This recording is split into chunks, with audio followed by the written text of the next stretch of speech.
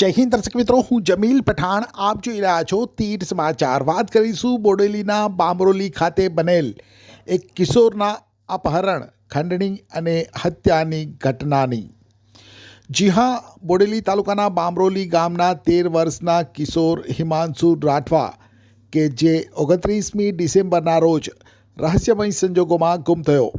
ત્યારબાદ તેની પાસેના મોબાઈલ ઉપરથી રૂપિયા 1 લાખની માંગણી કરતો ફોન આવતા આ મામલો અપહરણનો હોવાનું સામે આવ્યું. અને ત્યારબાદ 2 જાન્યુઆરીના રોજ હિમાંશુના ઘરની પાછળના વિસ્તારમાં આવેલ એક કૂવામાંથી તેનો શંકાસ્પદ હાલતમાં મૃતદેહ મળી આવ્યો. મૃતદેહ ઉપર તાર વીંટળાયેલા હતા. હિમાંશુ રાઠવાનું રહસ્યમય સંજોગોમાં ગુમ થવું, તેની પાસેના ફોન ઉપરથી ફોન આવવો, 1 લાખ રૂપિયાની ખંડણીની માંગણી થવી અને ત્યારબાદ શંકાસ્પદ હાલતમાં મૃતદેહ મળવો, આ તમામ બાબતને લઈને પોલીસે જે તપાસના ચક્રો ગતિમાન કર્યા અને ત્યારબાદ તપાસમાં જે ખુલાસો થયો તે જાણીને તમે પણ ચોંકી જશો.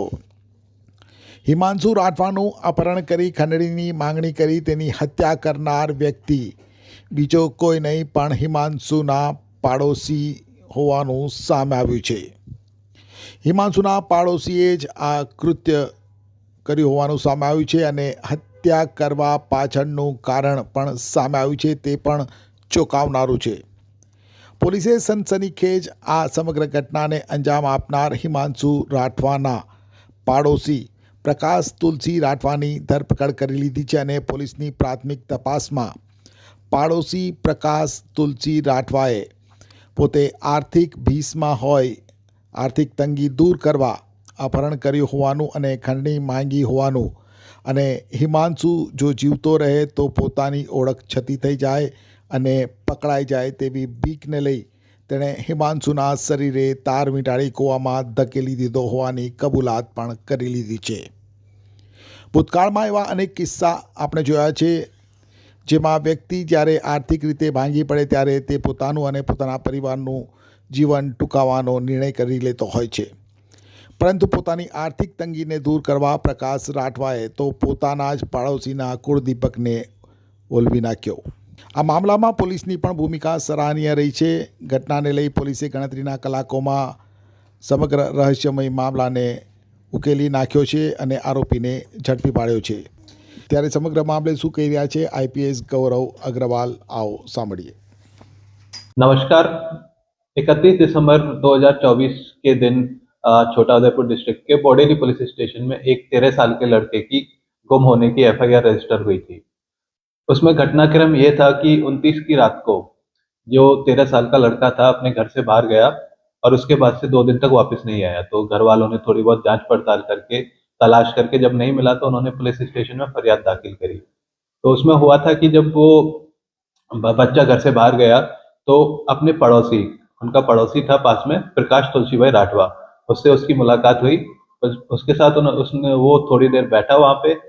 उस समय प्रकाश तुलसी भाई राठवा थोड़ी फाइनेंशियल दिक्कतों से गुजर रहे थे, तो उनके दिमाग में विचार आया कि वो उस बच्चे को किडनैप करके और कुछ पैसा उससे उसके घर वालों से रैंसम मनी मांग सके।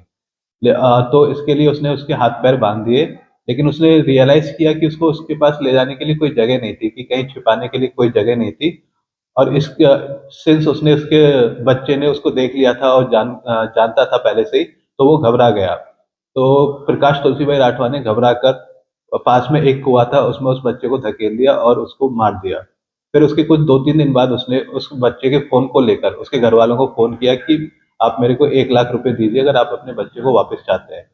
तो जब पुलिस को ने अपनी थोड़ी जांच पड़ताल करी, क्योंकि वो जो कुआं था वो घर से 150-200 मीटर ही दूर था, पुलिस को शक था कि कोई आसपास का व्यक्ति ही है जिसने ये काम किया है। तो पुलिस ने थोड़ी जांच पड़ताल करी कि कौन कौन है। थोड़ी पूछताछ करने के बाद पता चला कि वो प्रकाश तुलसी भाई राठवा उसके साथ था और प्रकाश तुलसी भाई राठवा ने ही उसका मर्डर किया। जब प्रकाश तुलसी भाई राठवा से इंटेरोगेशन करी गई, उससे पूछताछ करी गई, तो उसने ये कबूल भी किया कि हाँ उसी ने किया था और उसने फोन भी किया था और उसको पैसों की जरूरत थी।